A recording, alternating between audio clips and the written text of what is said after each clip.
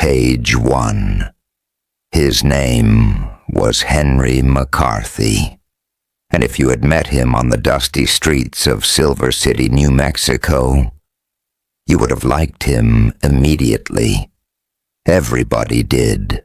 They said he didn't carry himself like a city boy, though he had been born in the heart of New York City.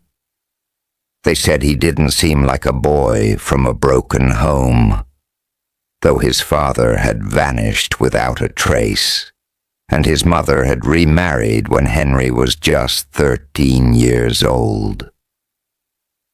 Shortly after that, the family packed up and moved west. 18 months later, Henry's mother was dead. Tuberculosis, and Henry McCarthy was 14 years old, alone in the world. No father, no mother, just a boy, and a choice. He could have turned bitter. He could have turned mean. He didn't. He walked into a local hotel, asked for work, and got it.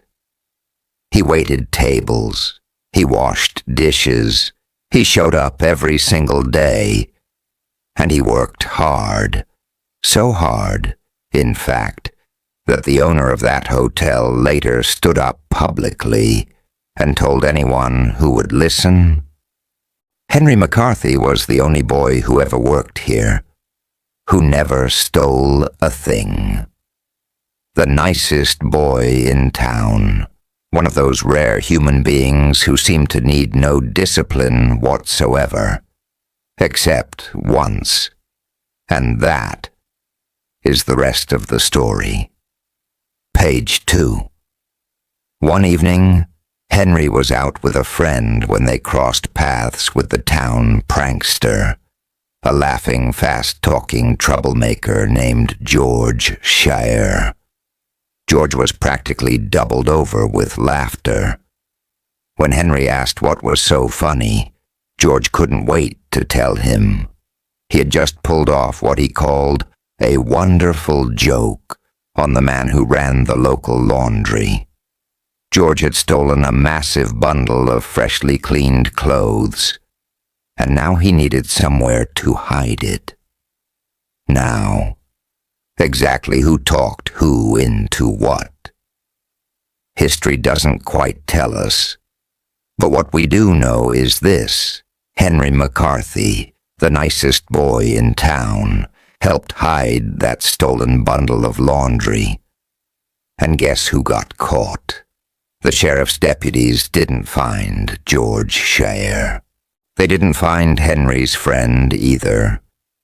And the reason we don't even know that friend's name today is simple.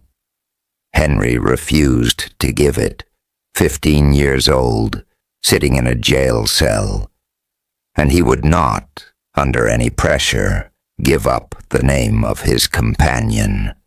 He took the blame, all of it, by himself.